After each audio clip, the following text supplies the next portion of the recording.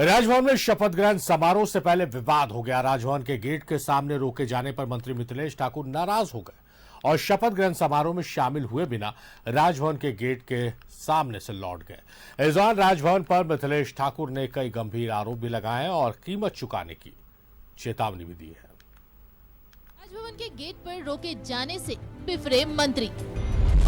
राजभवन के गेट के पास से लौटे मिथिलेश ठाकुर। राजभवन पर तुगलकी फरमान जारी का लगाया आरोप। मंत्री ने दी चेतावनी, कहा चुकानी पड़ेगी कीमत।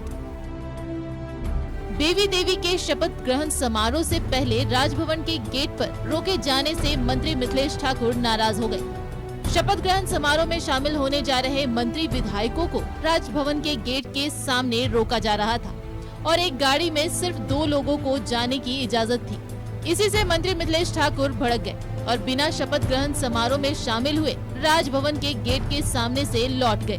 मंत्री ने राजभवन पर तुगलकी फरमान जारी करने का आरोप भी लगाया। साथ ही कहा कि केंद्र के इशारे पर राजभवन कठपुतली बनकर काम कर रहा है, जिसकी कीमत चुकानी पड़ेगी। और आज ये तुगलकी फरमान जारी किया गया है शपथ ग्रहण समारोह में, ये सीधा सीधा संकेत देता है कि राजभवन पूरी तरह से केंद्र के इशारे पर काम कर रहा है, कठपुतली बनकर काम कर रहा है केंद्र की सरकार का। इसका हम भरपूर विरोध करते हैं और इसकी कीमत चुकानी पड़ेगी। ये पूरे जो जहां से भी ये साजिश की गई है। राजभवन के गेट पर रोके जाने पर मंत्री मिथिलेश ठाकुर राजभवन पर बरस पड़े।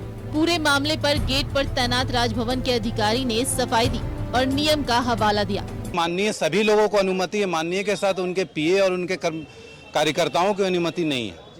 स्पष्ट है उसमें, एक ही व्यक्ति, एक कार्ड के साथ एक व्यक्ति अलाउड है।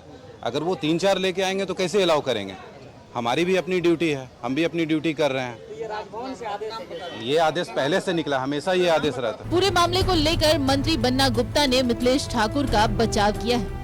लोकप्रिय हमारे मंत्री थे तो असंख्य संख्या में लोग जुड़ते, तो राजभवन के अधिकारी पदाधिकारियों ने कोई नीति बनाई होगी। हो सकता है कि अब मिथिलेश भाई को क्या, उनको कहीं किसी ने कोई बात कह दी या क्या, लेकिन मिथिलेश भाई बड़े अच्छे इंसान हैं और बड़े सरल और सहज इंसान हैं। राजभवन के दरबार हॉल में शपथ ग्रहण समारोह का आयोजन हुआ था। ऐसे में समारोह में शामिल होने वालों की संख्या सीमित थी। हालांकि इस विवाद के बीच बेबी देवी ने राज्य के 11वें मंत्री के तौर पर शपथ ली। न्यूज़ 11 भारत के लिए रांची से राकेश और विपिन उपाध्याय की रिपोर्ट।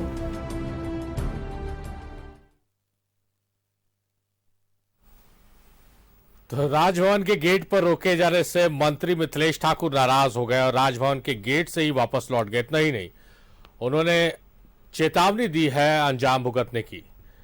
हालांकि राजभवन के जो अधिकारी हैं उनके जस्टिफिकेशन है कि एक गाड़ी में एक ही आदमी अलाउड था, यानी कि मंत्री अगर जा रहे हैं तो मंत्री ही जा सकते हैं, उनके साथ उनके पीए या और किसी को लेकर उन्हें अंदर दाखिल होने की इजाजत नहीं देनी थी।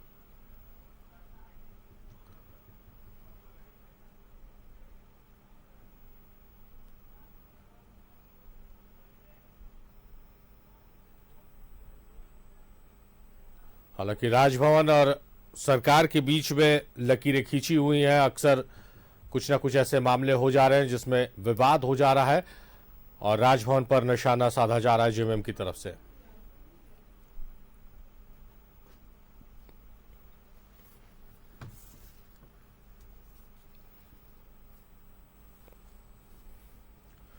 बताएं कि बेबी देवी के शपथ ग्रहण में शामिल होने के लिए मंत्री मिथिलेश ठाकुर पहुंचे थे और उन्हें गेट पर रोक दिया गया, जिससे नाराज मंत्री मिथिलेश ठाकुर गेट से ही वापस लौट गए। हालांकि राजभवन के अधिकारियों का कहना है कि नियम अनुसार ही उन्हें रोका गया है, क्योंकि एक गाड़ी में एक शख्स को ही परमिशन है, अनुमति है, और अगर ज्यादा लोगों को गाड़ी में लेकर अंदर जाया जाएगा तो वो अपनी ड्यूटी निभाएंगे।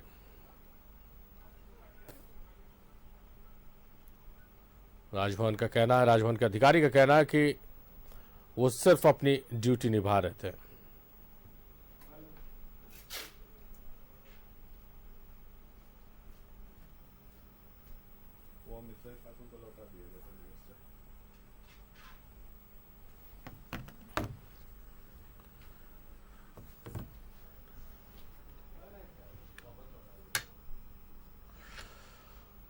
तो राजेश हमारे सहयोगी हमारे साथ जुड़े हुए, उनका रुख कर लेते हैं। राजेश, जिस तरह से मंत्री मिथिलेश ठाकुर नाराज हो गए, शपथ ग्रहण समारोह में उन्होंने शिरकत भी नहीं की, गेट से वापस लौट गए। उनकी नाराजगी थी कि उन्हें अंदर जाने से रोक दिया गया। एक पल सुनिए तो बहुत बड़ा अपराध लगता है कि किसी मंत्री को रोक दिया गया राजभवन में जाने से, एक समारोह में शामिल होने जा रहे थे। लेकिन दूसरे ही पल जब आप राजभवन के अधिकारी की बयान को सुनते हैं तो जस्टिफाइड लगती है बयान कि एक गाड़ी में एक शख्स ही अलाउड था, अगर उसमें 4-5 लोग आएंगे तो ऐसी अनुमति नहीं थी।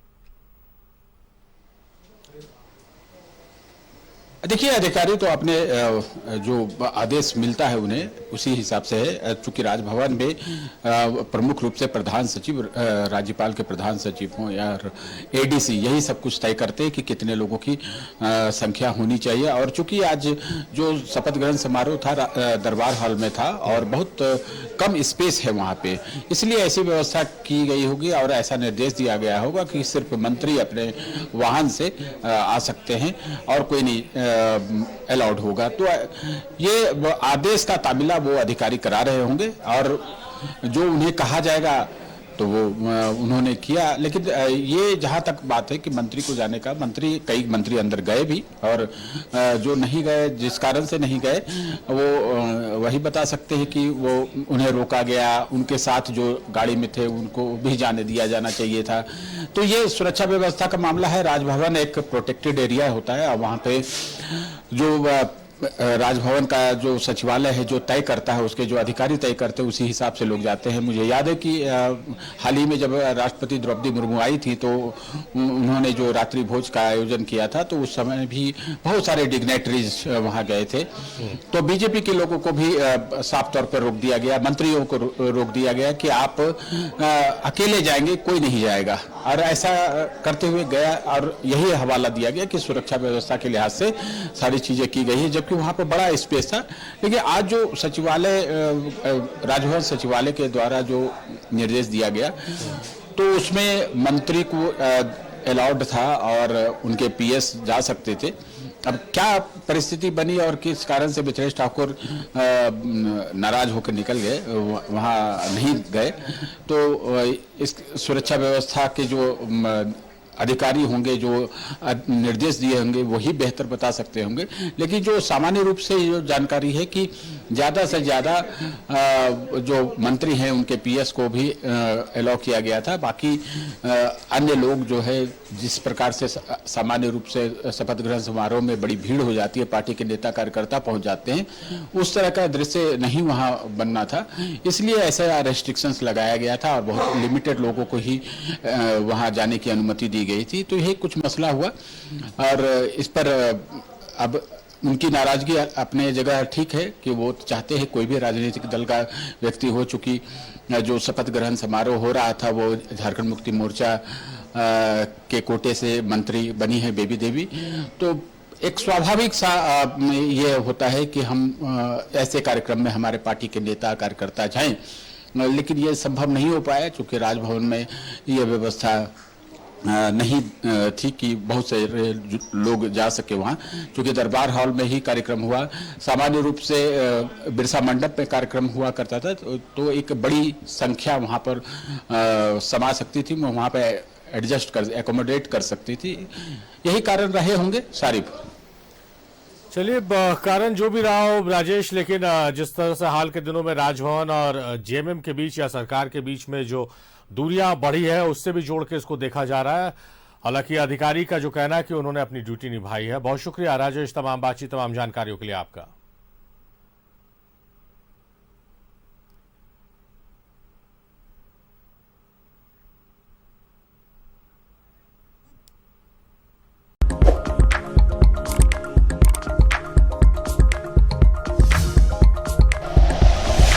Like and share videos, subscribe करें हमारा चैनल और प्रेस करें बेल आइकॉन। न्यूज़ 11 भारत, सच है तो दिखेगा।